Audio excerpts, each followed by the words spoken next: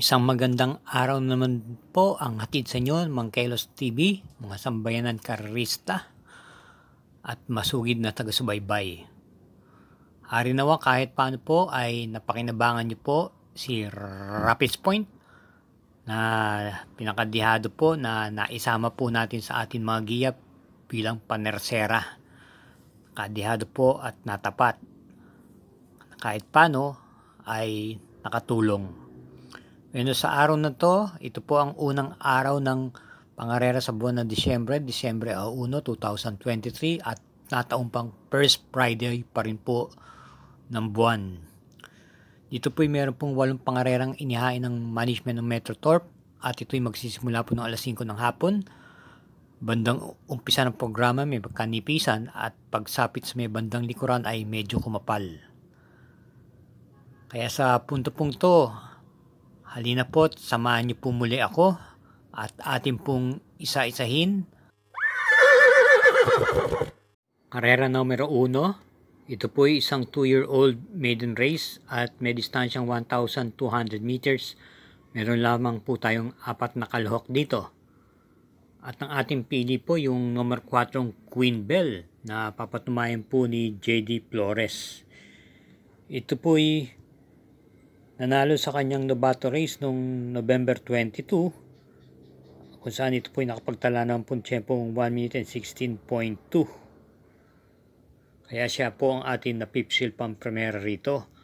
At sinasama po natin bilang panigundo yung numero 1 Victorious Angel na may angkin din naman puntuling base sa kanyang mga previous run. Kaya ang ating pong pili rito sa karera numero 1, pang primera, numero 4 Queen Bell at panigundo yung numero 1 Victorious Angel.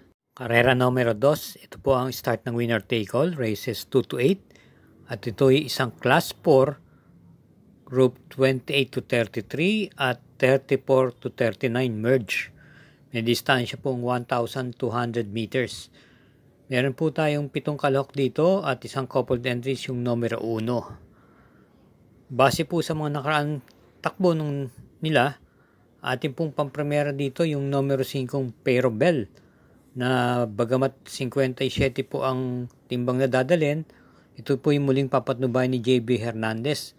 Nanalo po ito nung November 8 kung saan tinalo niya na rin po si Golden Sunrise. Pero sa punto pong ito marami pong matutuling dito. Nandyan po si Ginebra, King Hans at yung kabayang senyoritang nagbabalik.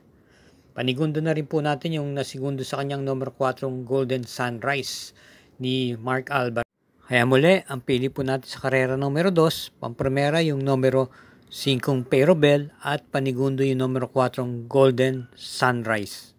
Karera numero 3, start po ito ng Pick 6, races 3 to 8. Tatakbuhin sa distansyang 1,200 meters ang Class 5 split, Group 5. May 6 pong kalahok dito. Atin pong first choice dito yung numero 5 I Love Mati na rendahan po ni JB Guerra. Sa kanyang pinakuning takbo noong November 17 kung saan siya po ang pinakalyamado, siya po ay dumating lamang po ng segundo pwesto dun sa kabayang nanalong Smarty Jazz. Ito po ay isang deremate. At bilang protection, isama po natin yung kalahok numero 3 na Charm and Lock ni MC Lunar. Kaya sa ulitin po, ang ating pong pili dito sa karera numero 3, pampremera yung numero 5 I Love Mati at panigunda yung numero 3 na Charm and Lock. Karera numero 4, ito po ang second Big 5 races 4 to 8 at isang class 4 group 22 to 27. May distansyang 1,200 meters. Meron po tayong 8 entries at isang couple yung numero 1. Ate pong pampremera, yung numero 6, Solomo Eni. Ito'y papatnubayan po ni KB Abobo, isang deremate at naipipacing po. Maganda naman po ang kanyang mga huling nakaraang takbo nitong nakalipas na buwan. Kung saan siya po ay parating nasa timbangan at same rider pa rin po ang rerenda. Atin ang pong panigundo rito yung numero 5 Sundance na papanubayan po ngayon ni O.P. Cortez. Alam naman po natin ang connection nito. Kaya kahit paano sinama po rin po natin na Panigunda. Uli ang ating pong pili sa karera numero 4, pampremera, numero 6 na Solomo Eni at Panigunda lamang yung numero 5 Sundance. Mga katrokis at mga masugid na taga-subaybay, huwag po nating kalilimutan na mag-subscribe, i-follow, i-share at gayon din pong i-like ang Mangkelos TV. Gayon din po ang mga resulta ng mga pangarera at atin mga giya. Salamat po. Karera numero 5, ito po ay start ng Peak 4, races 5 to 8. May distansyang 1,400 meters, isang class 5 split group 5. Meron po tayong 10 entries.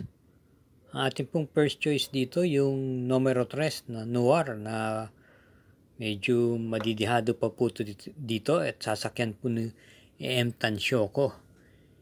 Yung kanyang pinakuling takbo po nung November 17, siya po ay dumating lamang po ng segundo kay Signature Move. Same rider pa rin po.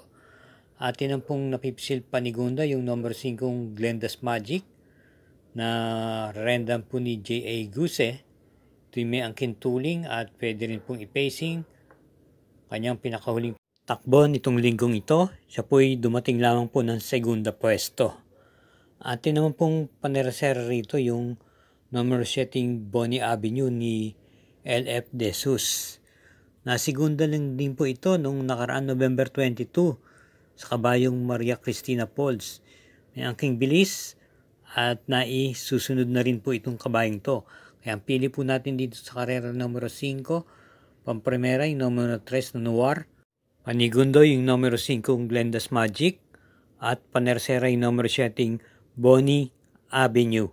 Karera numero 6, ito po yung may distansyang 1,400 meters, isang class 5 split group 6 to 10, at meron po tayong siyam na kalahok dito. Ang ating pong napipisil pampremera rito yung kalahok numero 5 Sunnyside na papatnubayan po ni PR Dilema. Base po sa kanyang nakaraan takbo, tapos manggaling sa bakasyon, ito po'y malimit na bumibenta sa takilya. At ang kanyang datingan po ay parating nasa pang-6 hanggang pang-8 pwesto. Kaya wag po tayong mawawalan nito, manmanan po natin to. Baka isa likwat po to rito. Atin mong Panigundo rito yung numero 8 Yabadabadur na muling ikinamyo kay JT Sarate Anrenda. Ito'y pwedeng i-pacing at pwedeng manggaling sa hulihan. May angking panalo November 18 kung saan tinalo niya si Lucky Julien at Makarit. At isama naman po natin na panersera yung numero 3 Sky Lover ni O.P. Cortez. Kaya ang ating pong pili dito sa karera numero 6, pampremera yung numero 5 Sunnyside, Panigundo yung numero 8 Yabadabadur, at panersera yung numero 3 na Sky Lover. Karera numero 7, penultimate race. Ito'y may distansyang 1,400 meters, isang class 5 split group 6 to 10 with 10 entries. Ating pong first choice dito yung numero 5 Nichols Favorite na muling rendan po ni JG Serrano.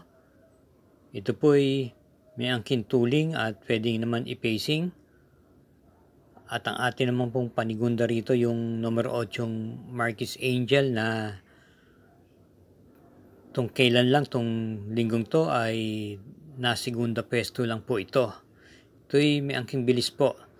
Ang atin naman pong panersera rito yung manggagaling sa hulihan na papatnubayan ni O.P. Cortez na Blue Miss.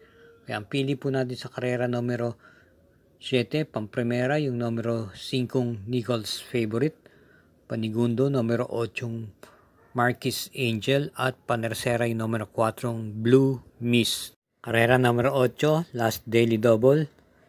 Ito po ay may distansyang 1,400 meters, isang class 5 group 11 to 15 full gate with 14 entries.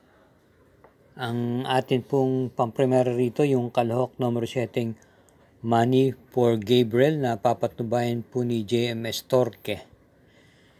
Ito po may angking tuling na pwedeng sumabay sa unahan at pwede rin naman pong i-pacing. Ang atin pong panigundo rito yung numero 6 mandatum kung saan ito'y renda po ni RM Adona at nasegundo pwesto po ito nung November 18 kay Hakim. Ito po'y naiparirimate at pwede rin po naman isunod-sunod lamang. Ang ating pong panersera rito ay yung kalahok numero 11 My Dad Bogard na kung saan itong mga nakaraang takbo niya ay nagpapakita rin po ng tuling sa harapan. At ito na po ay meron din naman angking rimate. Ito ay muling papatnubayan po ni JT Pabilik. Itong nakaraang linggong lang ito po ay dumating lamang po ng segunda pwesto. Kaya't ang ating pong pamprimary rito sa huling pangarera ay ang kalahok numero 7 Money for Gabriel, panigundoy numero 6 Mandatum at panersera numero 11 My Dad Bogart. Maraming salamat po muli sa oras na ibinahagi nyo sa Mangkelos TV, Sambayanan Karerista.